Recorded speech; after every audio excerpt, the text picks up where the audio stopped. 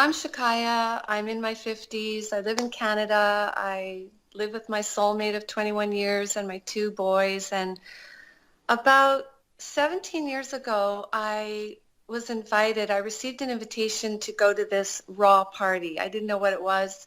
And David Wolf was the speaker, and I didn't know who he was. And when I got there, I have to say, like, the vibe was so fun. Like, the girls all looked very beautiful and sexy, and the guys looked pretty fit and virile, and they were doing hand drumming. And it was just like so enchanting to me that I was like, wow, whatever this is, sign me up. And so I was talking to everybody, and it was all about this raw vegan movement. And then he spoke, and I ended up buying his book, and I really loved it because it was really empowering. It was sort of outside of the box, and I've always been an alternative sort of freedom seeker kind of person. And all the people I met that night, they were very conscious and open and just seemed like my kind of crowd. So I decided there and then, that's it, I'm doing this. And so I went home, and my boys were very young, and my husband not on board at all, Italian. But I was very determined. I felt like the more that I learned about it, the more it seemed like the ultimate. So I was unschooling my kids at home, and I thought, well, this is a wonderful complement to what I'm doing already. And it was a little tough switching everyone over, but like I said, I really felt motivated because I thought it was going to lead us to, the promised land. And a lot of times people went to bed hungry because my recipes just failed epically. But I have to say, the first year was pretty glorious. It just felt like a natural high.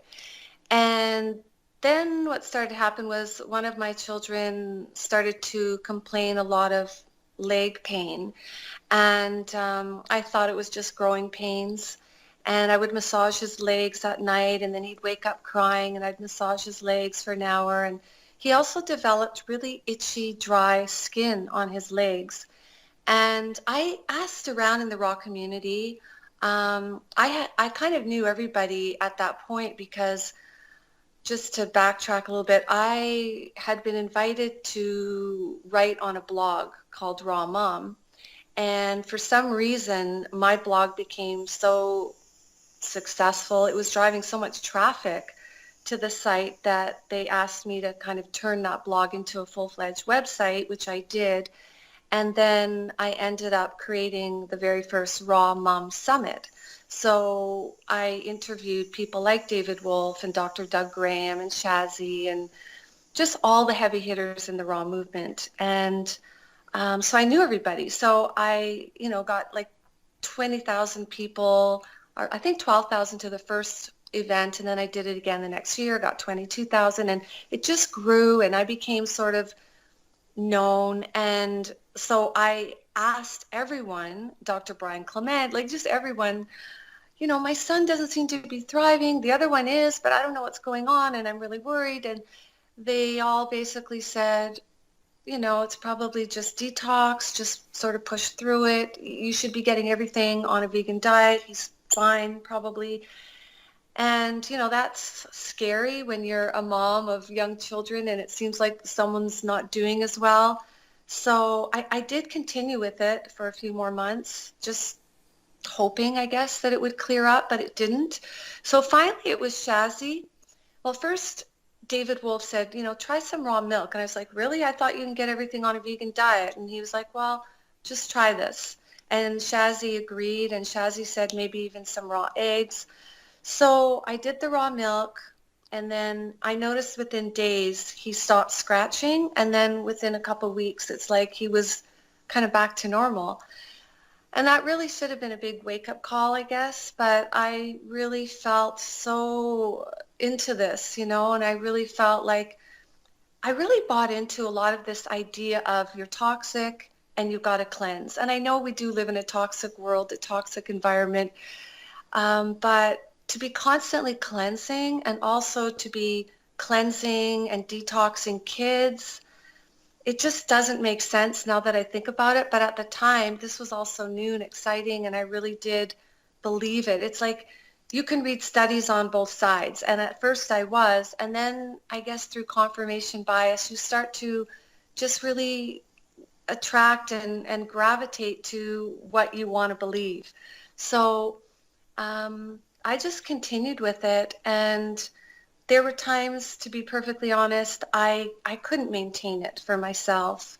I would end up cheating, and I always would cheat with the same thing, which was raw fish. Um, I am very much into the raw still, but obviously not the veganism. And so I would eat some raw fish and I would feel really, really guilty about it, but I would notice that I would feel better. I would have this instant boost.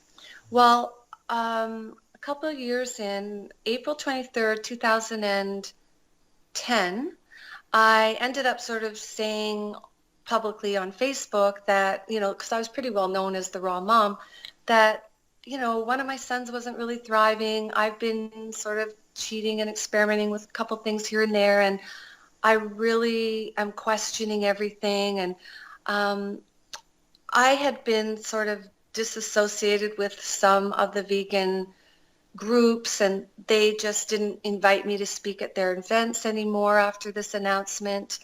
And some people were just a little bit rude to me, but most people were quite loving about the whole thing, that I was just sharing my experience. And I told them I'm going to be, sneaking some raw liver in my kids' smoothies and some raw eggs, and I'm doing that for myself. And when I say I was doing that, I would do it like once a month. My intention was to do it once a week, but I really couldn't bring myself to do that. So it was more like once a month, and then it became once a season. And then again, I would just stop it and go another 6 months or a year or 2 years vegan. And I would go these long stretches of 100%. And then I would find myself, your body just sort of tells you need something, and I'd feel horrible about it. But there I would be eating some sashimi and feeling better, and then getting back on the bandwagon. So that was sort of the journey up until about 3 years ago. I hit a wall. I got extremely sick. I was, just turning 50. I guess I was going through menopause. I had a cyst on my ovary, and I thought maybe that's why I was so sick, but I had had a cyst on my ovary when I was 19, and, grapefruit size, and I had cleared it up with Chinese herbs at the time. So I thought, oh, I'll just do that again. But I tried everything for about a year, juicing, and I've done a lot of water fasts, and I was a colon hydrotherapist at one point, and so I was doing colonics, and I even got into dry fasting. I was doing everything I could to heal this cyst because I was seriously getting very, very sick.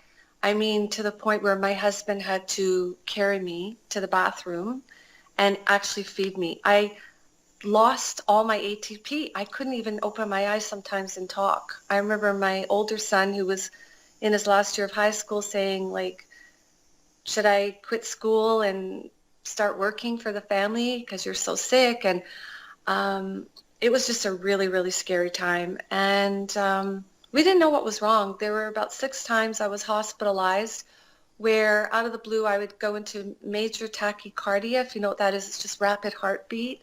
And I would also lose like complete ability to, almost even open my eyes. I could barely open my eyes. I could barely talk. I could just whisper. And my friend who's a nurse, Jane, came over one night because we needed some help. I was lying on the couch here actually, and my husband couldn't get me to the toilet by himself. I know this is just so embarrassing, but this is the truth. I was so completely wiped out. And so she came over to help. She's a nurse, and she really thought I was dying. And every time we went to the hospital, they were like, I don't know what's wrong. Like the tachycardia would calm down and they would send me home. And I remember one doctor just saying, go for walks. You're fine. It's all in your mind. And I was like, I've done martial arts for a lot of my life. I'm an extremely active person. I'm not faking this. I can't move. Without my husband helping me, I couldn't do anything. This went on for on and off for 9 months, but mostly on. I was pretty much bedridden. And I had gotten the surgery for the cyst finally because I had to admit my fasting and everything I was doing wasn't working, my juicing. So the surgery, which took all of 5 minutes, which I wish I'd have known, I would have done it so much earlier. But I thought I'd feel so much better after that. But no, this continued for another 6 months. So I really was scared. I really thought something was majorly wrong, but they could never find anything. So I started to slowly get better, and it's been almost 3 years. I would say I'm about 95% well, and I would say up until about almost 4 months ago, I was only about 85% better. And in the last 4 months, I started adding in some animal products, and I have just boosted. Like I'm not 100% yet, but I am feeling better than I have felt in years. And I was going to say something about the One animal product. question. So you Sure. started adding the animal products 4 months ago? That's when you quit veganism, or what do you mean? Yes, Yeah, that's okay. exactly right. Well, what happened, that's what I was going to say, how I actually quit veganism. And even when I was eating some animal flesh, like the raw fish, I always thought, the ultimate is to go vegan, and I will get there. I will get back there, but I'm just going to eat a meal or two, and eventually I won't have to do this. So for me to have quit 4 months ago, it's like an experiment I'm doing, but I feel like because I've gotten such amazing results that I didn't even expect, I don't see why I would ever go back unless things shift. But what happened was I got about a year ago a toothache, went to the dentist, and I'd had quite a few cavities over the years, which really shocked me because I don't eat a lot of sugar. Although, of course, when you're vegan and raw, you're eating a lot of sugar and you don't even realize it. You're not eating processed sugar, but you're eating fruits and starchy vegetables, and it all adds up. So I got this cavity. I was doing my oil pulling and doing everything fasting again a lot, and I couldn't budge it. And he kept saying, it's infected. You're going to have to get it removed. So I tried everything, and I finally got it out about 5 months ago, 4.5 months ago. And that's when it's like a light bulb went off. When he took out my tooth, it was black. The whole thing was so rotten and so black. And I was like, this is insane. I mean, I take such good care of my teeth. I take exquisite care of my diet. How do I have all these problems? And I asked the dental hygienist who would clean my teeth over the years. I go every 3 years or so, and for a checkup and to clean my teeth. And she always looks so vibrant and her beautiful teeth. And so I asked her, what do you eat? What's your diet like? And she said, meat, dairy, nothing special. And I just thought, wow, I would give anything to have teeth like that. And over the years, I had twice broken my teeth eating a salad on a pit of an olive that I thought I had gotten them all, and obviously I didn't. And every time I broke my tooth, which happened a couple times, I thought, this is really strange. If your teeth are that weak and crumbly, how are my bones doing? And I just thought, I don't know why this is happening to me. And yeah, I think if anything, it always made me want to go further with it and try harder. And I used to feel that, maybe I'm failing the diet. And I explain it like it's almost like a love affair, that you feel this betrayal. Because I mean, I was so dedicated, I was so loyal, I was so into it. And I at first was getting results. I felt very vibrant. And then all these little things, even at one point, my hair started falling out. And I thought, gosh, I really, it sounds superficial when your hair's falling out or your skin doesn't look as nice, but I really believe those are like the canary in the coal mine, kind of giving you warnings.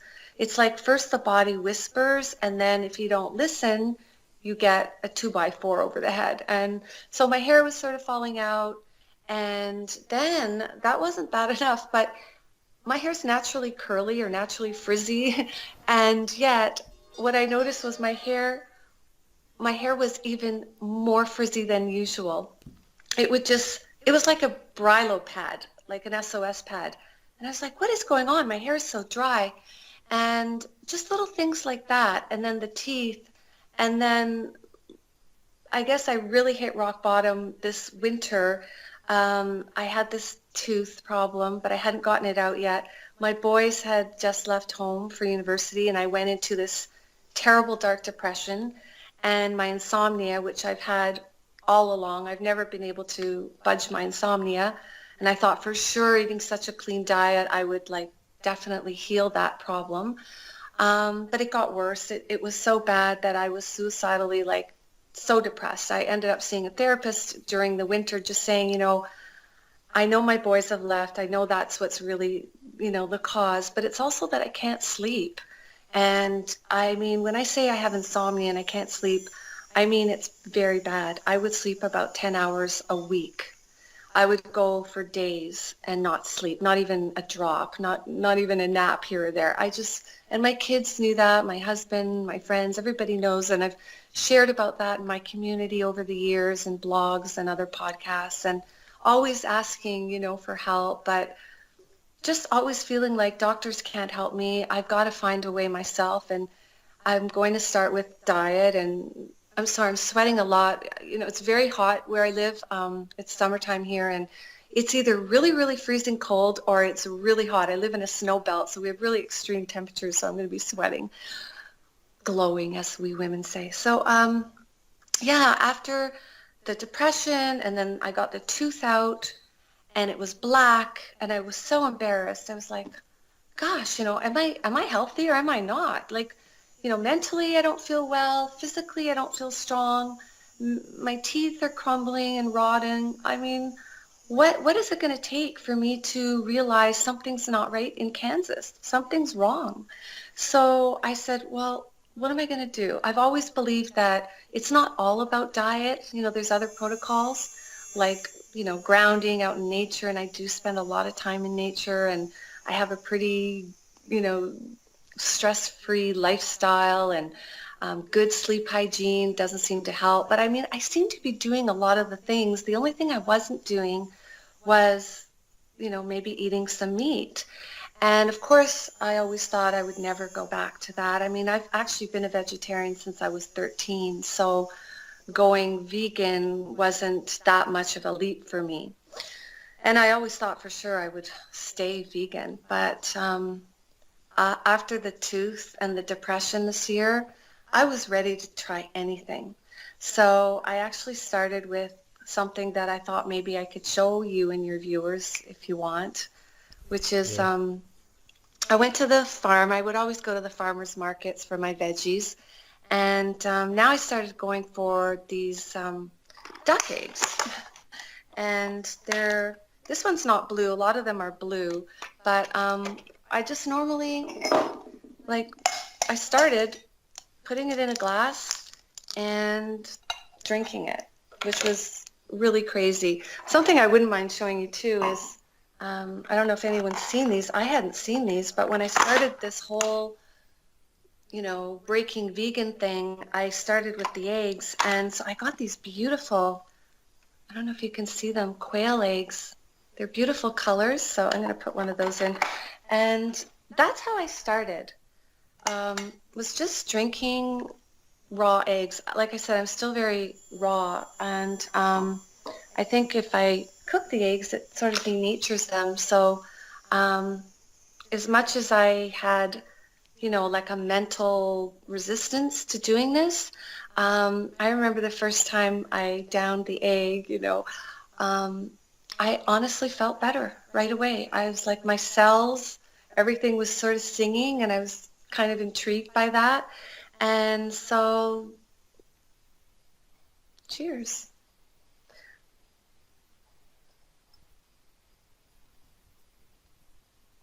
It's actually very common among vegans that they automatically feel better after the first egg if it's raw. Yeah, I think when you're so depleted, you're going to notice it right away. Yeah. And I've obviously been very depleted. Dr. Carolyn Dean described it to me as, I said to her, why am I so sick? Like, especially when I crashed 3 years ago, I said, I'm doing all the right things with my diet. And she just said, well, you can go so long on a vegan diet, and people can only go so long depending on how much stores they've built up, animal fats and proteins and whatever it is. And obviously not having the animals since I was 13, became vegetarian and then went vegan, I didn't have a lot of stores. So when I hit the wall, I mean, I think I was honestly dying. I thought I was dying.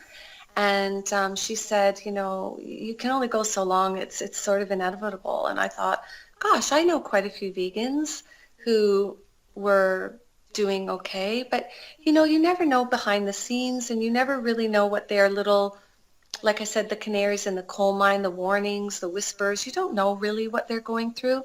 Or it could just be that they have got a good storage base.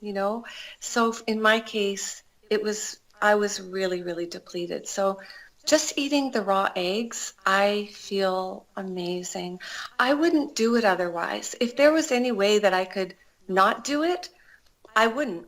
And that's because I think I've been sort of artificially conditioned to think that this is wrong. And there's still a part of me that buys into that. But I really am starting to believe that that's just my conditioning. That's just the way the powers that be, want us to think that plant-based is very virtuous and eating animals is evil.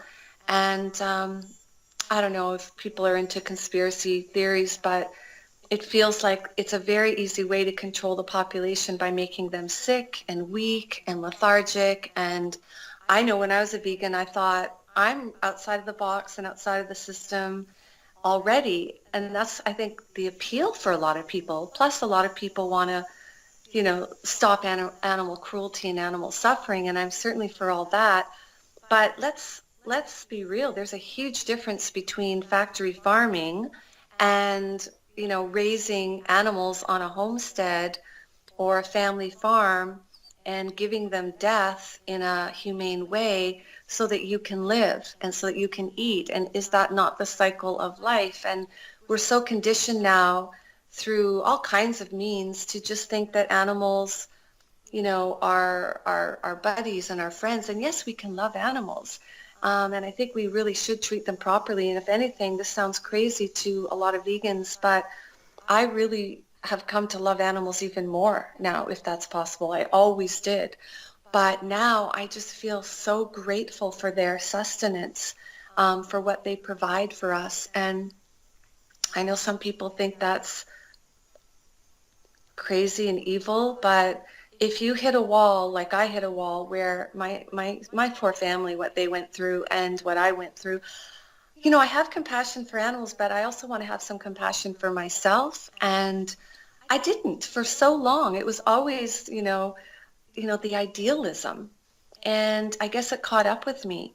Now, I have to say with clients and people that I have worked with over the years, I never was about raw, raw, raw, or even veganism. I was always about health, and I would always tell my clients, you got to really feel into it. I don't recommend vegan for everyone. It's something I choose and I really strive for, but I don't promote it per se because I've never seen a culture, and I was a little bit nervous about, being responsible for other people.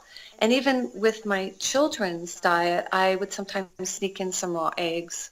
I know that's crazy, but I just wanted to have a little insurance policy just in case I was wrong, because I felt like I was one of the pioneers and I was doing something that's relatively new in our history. So I was hedging my bets a little bit here and there, but honestly, not enough, not enough. And even though my kids grew up really healthy and mentally, I mean, they're athletes, they're scholars, they're two of the loveliest human beings. They're very fun and they're very funny.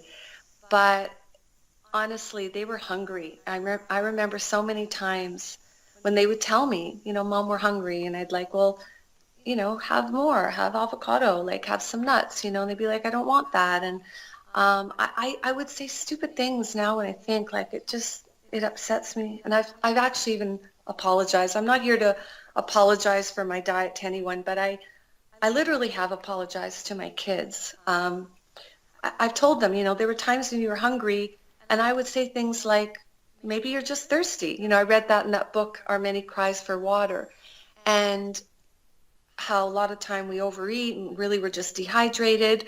And also, like I said, I bought into this whole idea of, cleansing and fasting all the time. And I think when kids are growing, that's not a wise thing at all. And whenever they said they were hungry, I'd be like, it's good to go to bed on an empty stomach. It's healthier for you. Your body's going to run cleaner. And I truly believe this. And when I hear people say that veganism is child abuse, I have very mixed feelings about that because I was doing that.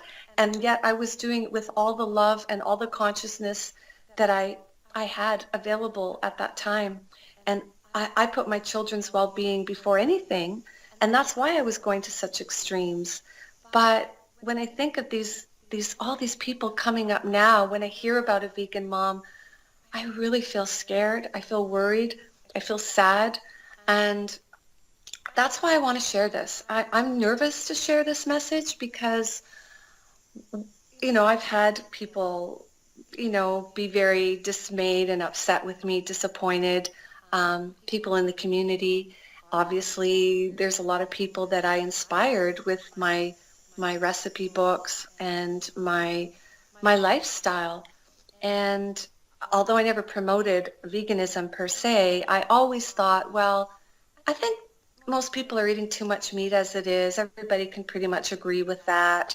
And couldn't we all just stand to eat more fruits and vegetables? That's sort of where I came from, that I wasn't going to push anyone raw or vegan, but let's just eat some more raw vegan foods. And that's sort of where I came from. So I don't feel like I turned anyone vegan. Even when my clients would ask me to turn them raw vegan, I said, no, that's not what I'm about. I just want you to listen to your body. But let's go a little more into that world. And it just was a very winding journey. And here I am. And I actually found your channel a couple months, I think it was about a month and a half ago. I started seeing your ex-vegan videos. And I was like, oh my gosh, somebody understands what I'm going through. I was shocked. I'd never really talked openly other than to my family and friends and some of my clients. I told them what I was doing, but I hadn't really thought of, going on YouTube, and somebody had told me about you and that I should maybe share. And when I started listening to the stories of the ex-vegans, I was like, wow, I feel a lot of those feelings. So it was very emotional. I didn't even know if I could bring myself to share this, but I've always been about transparency and healing, and my whole intention for sharing this is so that I may continue my healing, and that anyone else who might be confused or suffering or really requiring some healing or compassion, I'm just sharing this in hopes that it might help someone else as well. Yes, what you said was interesting because veganism, from my experience with everybody, is all about not listening to your body. And especially when it comes to kids, it's very tricky because you should, of course, listen to them, but when you're in the mindset and when you don't listen to your own body, then you also don't listen to them. So I very much understand that. Also, what you said about not being able to open your eyes and laying in bed and not being able to talk, that may be interesting to you because I talked to an ex-vegan. She was vegan for over 20 years, except for some cheese every few months, and she went through exactly the same thing, literally. And she said that she was dying. And she was also diagnosed with around 5 cancers at the time. So this is pretty much what happens to long-term vegans. It's shocking because we really do believe we are doing like the best thing ever. And, speaking of the best thing ever, David Wolf used to always say, the best day ever, the best day ever. And I remember one time I was going to ask him this question at a talk, and then someone beat me to the punch and stood up and asked this question. And I was shocked at David's response.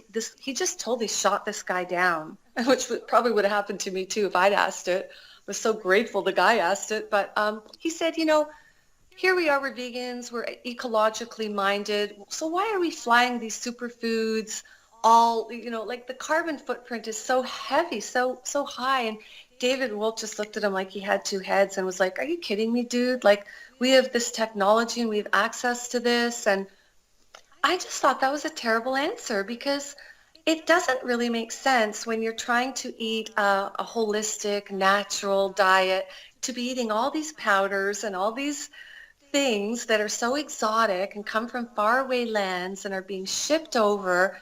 It really doesn't make sense. And so I thought about that. I've always tried to eat local, but I live in Canada and it's like snow practically 6 months of the year. So I thought, okay, I'll supplement with the superfoods. And yeah, without the superfoods, you could not. I mean, I think that's the only reason we have vegans today. You wouldn't be able to survive. I know you like to ask, supplements, so I'll tell you, I was taking, oh my gosh, spirulina, bee pollen. I was injecting myself with B12. Um, those were the main things, but I would always be trying. There's always like E3 Live, wheatgrass. Do Sorry, I was just pointing to something. It's fine. Continue. Oh, that's okay. And so, yeah, I was just heavily into the supplements. And of course, it's very hard to get kids to eat spirulina, I'd put it in their smoothies, and that would be like disgusting. So it's a really slippery slope. And how could it be the healthiest diet when there's no population that's ever sustained themselves generationally? This is really an experiment. And how I look at it now is I really think it's an amazing cleanse. I really do believe that's why I felt so good the first year. And even after that, I would cheat, have some raw fish or some liver, and then I'd go back into it. And I really felt like it's cleansing. And I definitely needed cleansing because I grew up on the streets of Toronto. My mom died when I was 16 of a heart attack. And so when I have these heart things, it is really concerning. She died at 48 and I'm 53 now. And so I grew up on junk. I couldn't even afford to feed myself. And so I never really had a great diet to begin with. My mom being a single mother was very poor. And so I just think it's crazy to especially to experiment with your children's health the way I did. And I definitely regret that. Luckily, they don't hold it against me other than, yeah, we were hungry. I mean, I was in the kitchen so often, so much, and I was making all these recipes and I was constantly feeding them.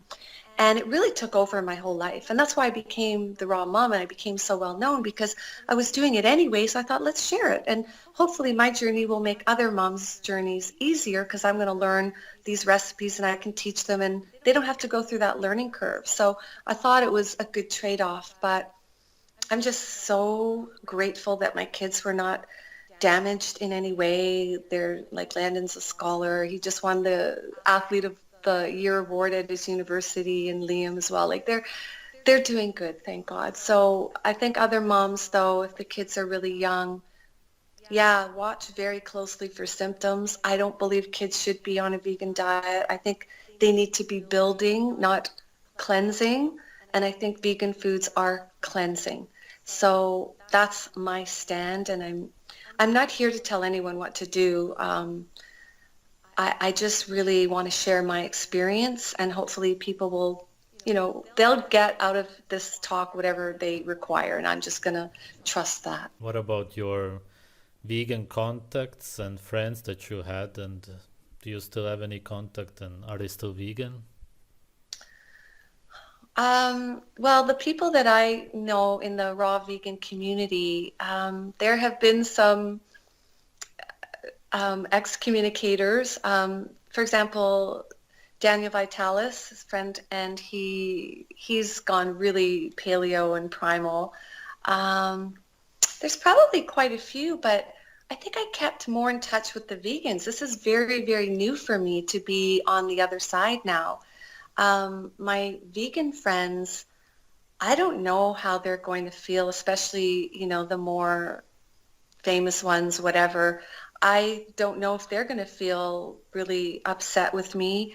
But I know Shazzy reached out to me. I recently did a Facebook Live sharing this, and she reached out saying, oh, you're, beautiful and brave, and we love you. And she did receive a lot of backlash herself at one point. And I know Marcus and Cara, I don't know if they're going to speak to me.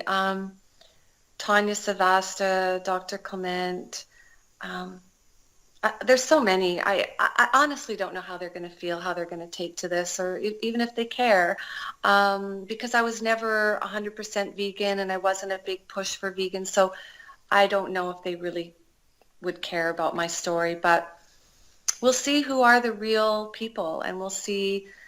I remember when I was doing the Raw Mom Summit, I actually interviewed Marianne Williamson and Neil Donald Walsh, Byron Katie, some people who were, I thought, really positive people out in the world doing great things. They weren't raw or vegan, but I just wanted to inspire the raw moms. And even though I had all these other vegan speakers like Angela Stokes and Matt Monarch, everybody, I had these other people, and then I got criticized that not everyone that I was interviewing was raw vegan. Like, they were attacking me constantly. I wasn't vegan enough, and my panel wasn't vegan enough. And I was like, I'm not just about that. It's not a religion to me. I'm interested in health, and I tried to get this point across, and I found people very, very, I'll just use the word rude and sometimes mean.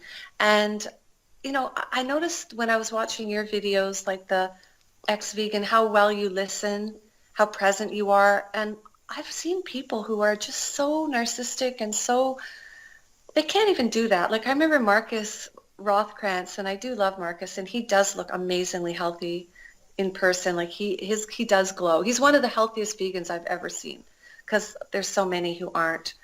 But he had this guy on, and this guy's wife just had a baby, natural childbirth. And what did the husband do but talk and talk and talk about his wife's birth? She was just right there. And like, there's so many people that can't listen properly, and they're so self-absorbed. So I really appreciated, that's one of the reasons I wanted to share on your platform, because I knew that I wasn't going to be constantly interrupted, and I wasn't going to, be judged. So but as far as other vegans, I don't know how they're going to feel. And I guess we'll see. What do you think is the future of veganism? What's going to happen? Well, I know what I would like to see happen. I'd really like to see people hear more of these videos and really contemplate this much deeper, but I don't think that's the case. I really feel like YouTube is like this virus, especially among the young people that are so impressionable. A lot of the guys start out wanting to do bodybuilding, and they find vegan gains and certain people, and they go vegan, and they're highly influenced. And unfortunately, those young kids, they don't have a lot of stores built up, reserves, so they are going to get sick eventually, and eventually maybe they'll find your channel, and eventually they will, they'll go through their journey and wake up just as I had to. But I do really wonder about when you notice things like the food pyramid changing over the years, becoming more plant-based. And, you actually made me aware of something that I was not aware of at all. I watched your ex-vegan videos, and then I happened to watch your video on the New World Order diet. And I thought the title was very, very intriguing and very funny, because the CIA and different forces, they want you to be ashamed of, they want that term, oh, you're a conspiracy theorist. Like, they want you to feel ashamed of that. So you look at stuff like that and you think, oh, he's just a conspiracy theorist, like, another nut, whatever, nutcase. So at first I kind of found you amusing. I'll be really honest. I really didn't know how to take you.